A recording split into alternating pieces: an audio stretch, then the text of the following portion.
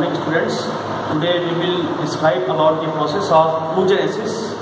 Actually oogenesis is the process in which there is a formation of female gamete called ovum in the ovaries of the female. तो female की ovaries में ovum के formation की, ovum जो कि एक female gamete है उसके फॉर्मेशन की जो प्रोसेस है उसी को oogenesis कहा जाता है। तो सबसे पहली बात तो ये जो oogenesis की जो प्रोसेस है वो स्टार्ट फीमेल की ओवरीज में होती है।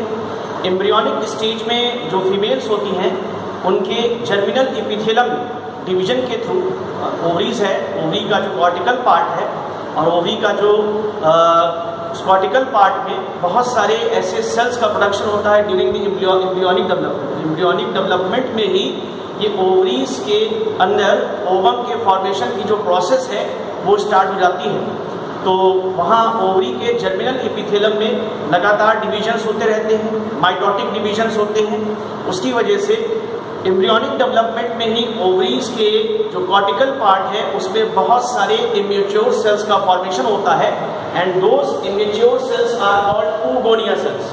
तो ये जो oogonia सेल्स हैं ये एम्ब्रियोनिक स्टेज में ही ओवरीज की जर्मिनल एपिथेलियम के जो सेल्स होते हैं उनके डिवीजन से बनने वाले जो सेल्स हैं उनको हम लोग oogonia सेल्स कहते हैं। अब देखिए ये जो oogonia सेल है, इस oogonia सेल के चारों तरफ स्क्वैमस सेल्स की, स्क्वैमस सेल जो कि फ्लैट सेल्स होते हैं, चपटे सेल्स होते हैं, तो स्क्वैमस सेल्स की बनी एक लेयर होती है ना। वो स्क्वैमस सेल्स एक सिंगल लेयर एपिथेलियम बना करके उस oogonia सेल को सराउंड किए रहता है। अब इस वक्त कि ये जो पूरी एक जो स्ट्रक्चर बनता है जिसमें कि ये एक oogonia सेल है, ठीक है ना, और उसके चारों तरफ ये स्क्वैमस सेल की जो एक सिंगल लेयर एपिथेलियम है उसने इस oogonia सेल को सराउंड किए हुए हैं, ठीक है ना। तो ये जो एक कंप्लीट स्ट्रक्चर बनता है इसको फॉलिकल कहा जाता है। फॉलिकल मतलब एक पोटली होती है, एक बैग लाइक या सैग लाइक स्ट्रक्चर होता है जिसमें कोई चीज स्टोर होती है। तो ये एक तरीके का ये जो स्क्वैमस सेल की एपिथेलियम है ये oogonia को बियर करने वाली, उसको धारण करने वाली एक फॉलिकल का फॉर्मेशन करती है स्क्वैमस सेल की एपिथेलियम। और अब चूंकि ये जो पूरा का पूरा कंप्लीट स्ट्रक्चर है जिसमें कि बीच में ये oogonia सेल है और उसको चारों तरफ से ये स्क्वैमस सेल की एपिथेलियम ने कवरिंग ने कोट ने घेर लिया है, तो ये जो कंप्लीट स्ट्रक्चर ये एक फॉलिकल बना और इसी फॉलिकल को चूंकि एम्ब्रियोनिक स्टेज में बना इसको कहा जाता है प्राइमोर्डियल फॉलिकल। यही प्राइमोर्डियल फॉलिकल इसका पूरा डेवलपमेंट होगा, ये मैं डेवलपमेंट आपको बताऊंगा।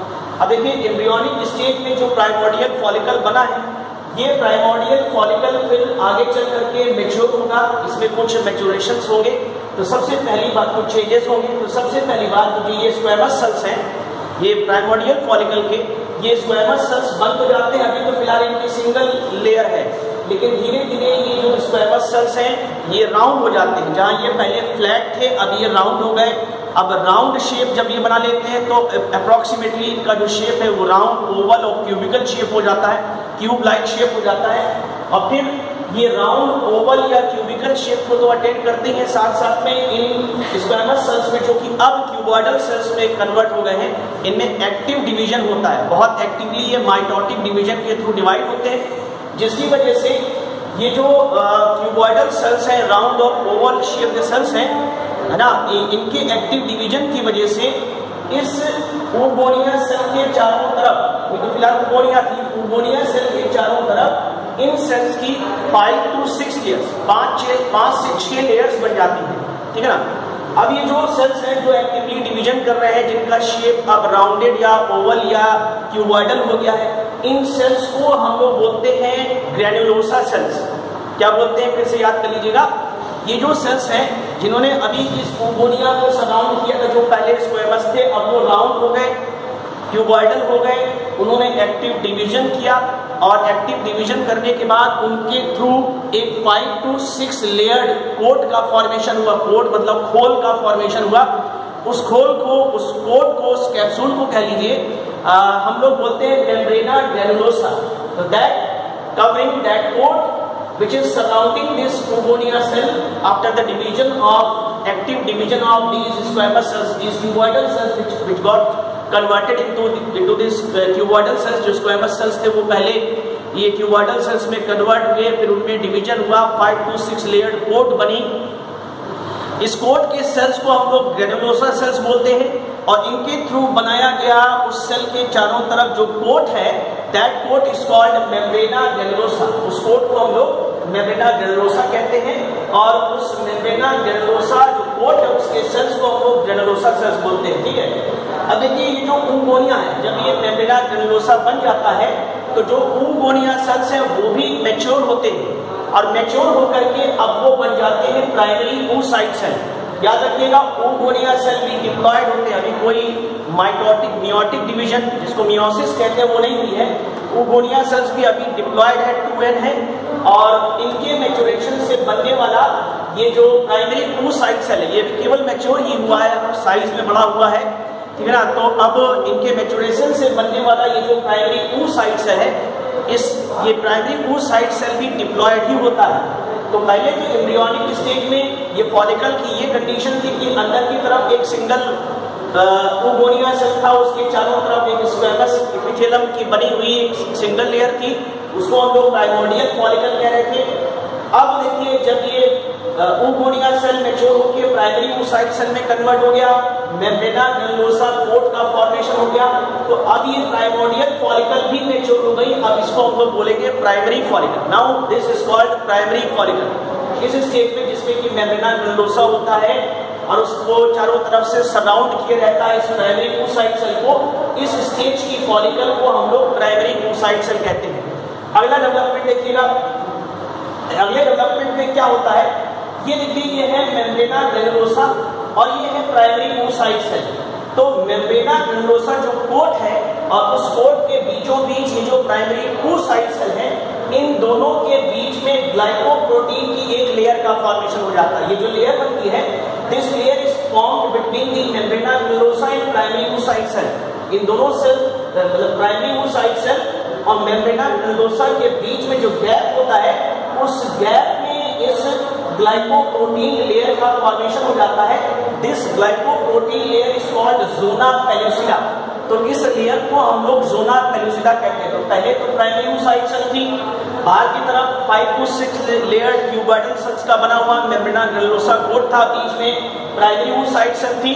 तो मेम्ब्रेना ग्रेनुलोसा और प्राइमरी oocyte सेल के बीच में ग्लाइकोप्रोटीन की एक लेयर बन गई। This layer is called zona pellucida. इस लेयर को हम लोग ज़ोना पेलुसिडा कहते हैं।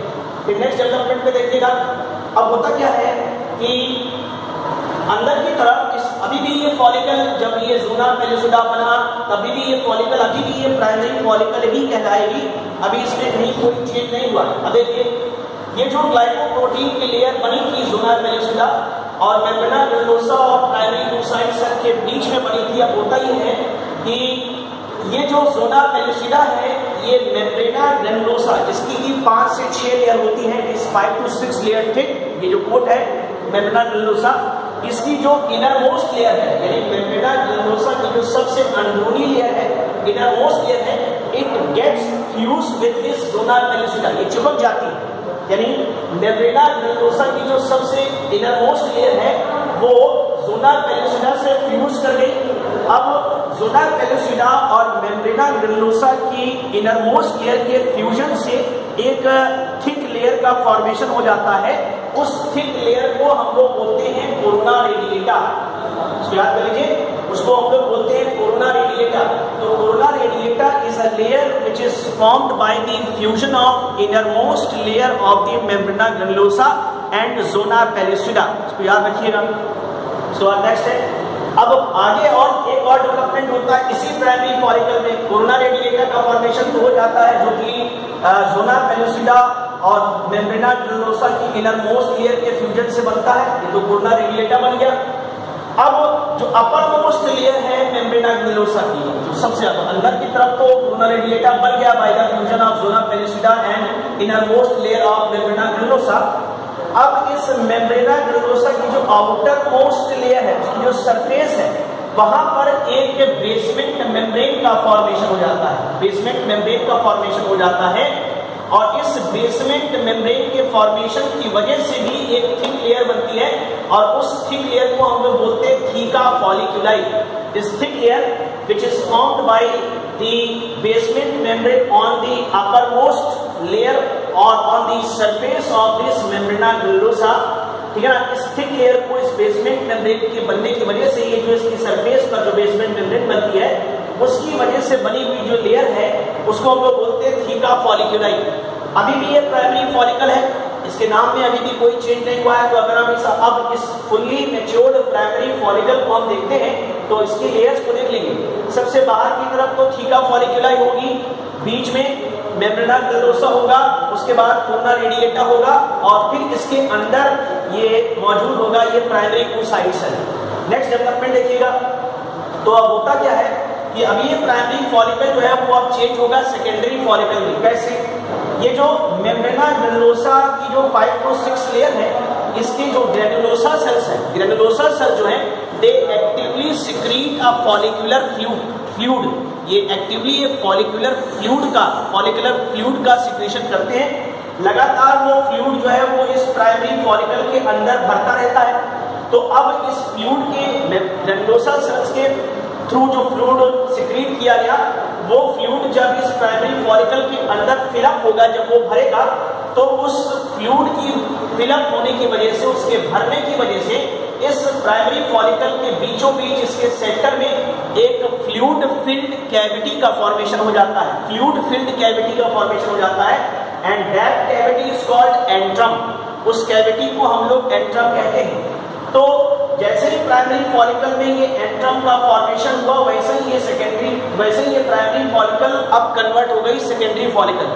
तो सेकेंडरी फॉलिकल, प्राइमरी फॉलिकल तब सेकेंडरी फॉलिकल बनेगी जब उसमें ये एंट्रम यानी फ्लूइड फिल्ड कैविटी का फॉर्मेशन हो जाएगा। अब देखिए क्या है कि जैसे ये सेकेंडरी फॉलिकल बनी, इस सेकेंडरी फॉलिकल में जो ये प्राइमरी oocyte सेल थी इसमें अब मियोसिस स्टार्ट होगी। तो मैंने आपको पहले बता दिया है, आप लोग ये जानते भी होंगे कि मियोसिस जो है वो रिडक्शन डिवीजन कहलाता है। उसमें जब मदर सेल डिवाइड होती है तो उससे उसके रिजल्ट में 4 डॉटर सेल्स का फॉर्मेशन होता है और ये जितने भी डॉटर सेल्स हैं इनमें क्रोमोसोम नंबर जस्ट हाफ होता है as that of the mother cell, इसलिए इसको हम लोग रिडक्शन डिवीजन भी बोलते हैं। और जो रिडक्शन डिवीजन है वो हमें हमेशा बॉडी के रिप्रोडक्टिव सेल्स में होता है, कभी भी ये बॉडी के वेजिटेटिव सेल्स में नहीं होता। और इस मियोसिस की वजह से या मियोटिक डिवीजन की वजह से हमेशा गेमीट्स का फॉर्मेशन होता है, मेल और फीमेल गेमीट्स बनते हैं। तो ये हमेशा रिप्रोडक्टिव सेल्स में होता है, ठीक है ना। तो अब एंट्रम बनने की वजह से ये प्राइमरी फॉलिकल जो है वो कन्वर्ट हो गई सेकेंडरी फॉलिकल में। अब इस सेकेंडरी फॉलिकल में मियोसिस जो होती है वो 2 स्टेजेस में होती है, मियोसिस 1 और मियोसिस 2। जो मियोसिस 1 होती है उसी में मदर सेल के क्रोमोसोम नंबर का रिडक्शन होता है, वो हाफ होता है। मियोसिस 2 जो होती है it is very much equivalent to mitosis, जो माइटोटिक डिवीजन होता है। तो पहले तो इस प्राइमरी oocyte सेल में मियोसिस 1 हुई, तो meiosis 1 occurs in the primary oocyte cell. उसकी वजह से मियोसिस 1 होने की वजह से 2 अनइक्वल साइज, बराबर साइज के नहीं, 2 अनइक्वल साइज्ड सेल्स का फॉर्मेशन होगा। जो सेल बड़ा होगा उसको आप बोलेंगे सेकेंडरी oocyte सेल और जो सेल छोटा होगा उसको आप बोलेंगे फर्स्ट पोलर बॉडी। मैंने पहले ही बताया कि मियोसिस 1 इज रिडक्शन डिवीजन, तो जाहिर सी बात है ये जो सेकेंडरी oocyte सेल और ये फर्स्ट पोलर बॉडी बनेंगे। सेकेंडरी oocyte सेल जिसका साइज लार्जर है और फर्स्ट पोलर बॉडी जिसका साइज स्मॉलर है, ये दोनों सेल्स अब हैप्लॉइड होंगे, यानी इनमें अब क्रोमोसोम का जो नंबर होगा वो जस्ट इस प्राइमरी oocyte सेल के हाफ होगा, क्योंकि रिडक्शन डिवीजन हो चुका है, मियोसिस 1 हुई है, ठीक है। अब देखिए एंट्रम बन गई। अब ये जो फॉलिकल है जिसमें कि मियोसिस 1 हुआ, प्राइमरी oocyte सेल का रिडक्शन डिवीजन हुआ और ये प्राइमरी oocyte सेल अब डिवाइड होकर के 2 अनइक्वल साइज सेल में कन्वर्ट हो गई, सेल्स में कन्वर्ट हो गई। Larger cell is called secondary oocyte cell and smaller cell is called first polar body. इस कंडीशन की फॉलिकल को हम लोग बोलते हैं टर्शरी फॉलिकल।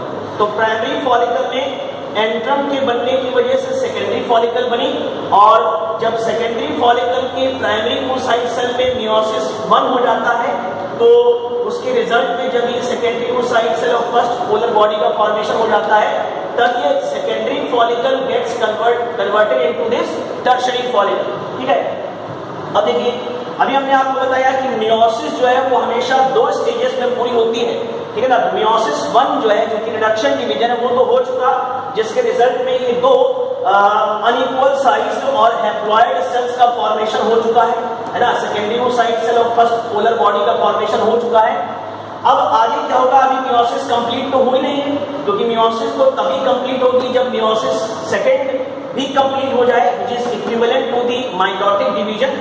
क्रोमोसोम का नंबर भी यहाँ रिड्यूस हो चुका है, ये दोनों सेल्स अब हैप्लॉइड तो बन गए हैं, सेकेंडरी oocyte सेल और फर्स्ट पोलर बॉडी। अब पहले तो दो सेल बनेंगे, जब मियोसिस सेकेंड पूरी होगी तो then there will be formation of 4 daughter sales.